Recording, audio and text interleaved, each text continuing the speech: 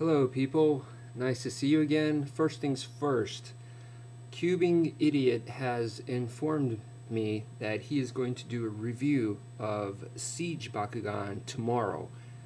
So I know I'm very excited to see that. Siege seems to definitely be one of those very popular Bakugans, and Cubing Idiot is, one of those guys that I am partnered up with. Him, the Bleak Reaper, Nurse Ion, and myself, we kind of sort of have like this Bakugan review club going on. So all these people that I mentioned, I think, have excellent toy reviews, Bakugan toy reviews. So definitely check it out. I know I'm very excited to see his review of Siege. I don't think I've seen a single other Siege review, so it might be the first one on YouTube, maybe the first one on the entire internet. So definitely look forward to that. Now, in the meantime, I'm going to do a review of Saurus. Saurus, I believe, was first made as a B1, so he's available as a B1, a B2, a Deca, and also in this clear translucent form that you see right here. This is mine, and so to me, in marble form, mine looks like kind of like a crystal ball, so that's kind of cool. What I like to do is I close them all up and play like a truth or dare game. So you basically roll them like any other Bakugan, and when he opens up, and you play with a group of friends, and whoever the tail points to, they have to do a dare, and wherever the head points to, you're gonna have to say a truth. So that's how you play truth or dare with Mr. Saurus. So that's kind of cool. Let's see. In this clear, Baku clear translucent Saurus, as you know, I think that's where the attribute's supposed to go, right there. And there is no attribute. So the clear ones, the Baku clear series, the clear translucents do not have attributes.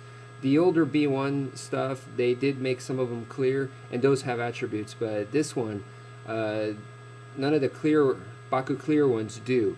So that's kind of cool. The way you play it is you become the attribute of your opponent, and if they also have a clear one, then you two, I believe, pick one. You pick an attribute together, and that's how you battle. So the clear ones are kind of interesting. They're kind of different in that sense. Saurus, a clear Saurus is not hard to find. So for those of you that do not have a clear or translucent Bakugan, you should definitely get yourself a Saurus. Like I said, a clear Saurus is not that hard to find. So it's pretty nice. The copper accents are pretty good. So definitely go look for it. Okay, so on to Saurus himself. I've kind of missed all that and just talked about, the clear factor instead of Saurus himself.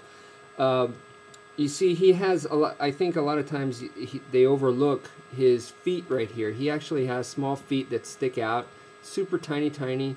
Everything with this guy seems to be kind of tiny except for his body. He has a tiny head. Whoops, I didn't mean to do that. He has a tiny head, a tiny tail, and he actually has arms on the inside there, and they move. They're kind of weird. A recent Bakugan that was made that's kind of similar is Mr. Nemus. Nemus also has arms, and I think they move. I don't really like that too much, but they did that because the actual character from the anime, the character figure of Saurus, is very humanoid looking.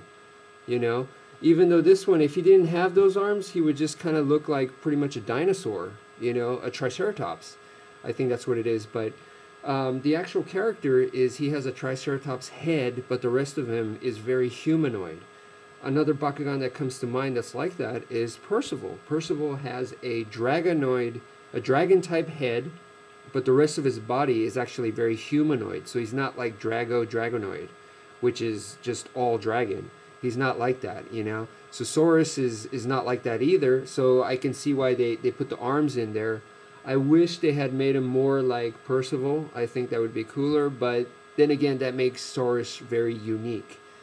I do like the little spikes on his tail right there.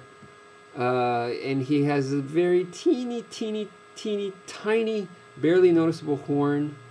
And you know, it's just, I don't think you could really count three, but you get the idea that he's some kind of Triceratops. His transformation is very smooth. I like it very much. It's very simple. Like I said, I don't really care too much for these teeny tiny legs, and definitely the arms. I definitely don't care about. Let's talk about his fan modes. I think it's obvious that you're going to get like a hydronoid, a fake hydronoid. Not a very good one at that, but just tuck everything in except for these arm parts, and you're going to get that fake hydronoid. Not a very good one. And then tuck everything else but the tail and the head. I'm not going to do it, but okay, you know what? I'll do it. Hold on. Okay, so here is the fake hydronoid mode. You can see it's not a very good mode, not very convincing, but the main thing is, whoa, almost fell. The main thing is he has it, okay? So let me go to his next fan mode. This is his final fan mode, and it's also another poor one. I guess this is like his Wormquake or Centipoid fan mode. Yeah, I know, not a very good one. You know, not a very good one. But hey, he has it. Okay, final thoughts. Is Mr. Saurus a must-have? No, I don't think so. But clear translucent Saurus, is he a must-have? Definitely yes. Hope you enjoyed it. See you soon.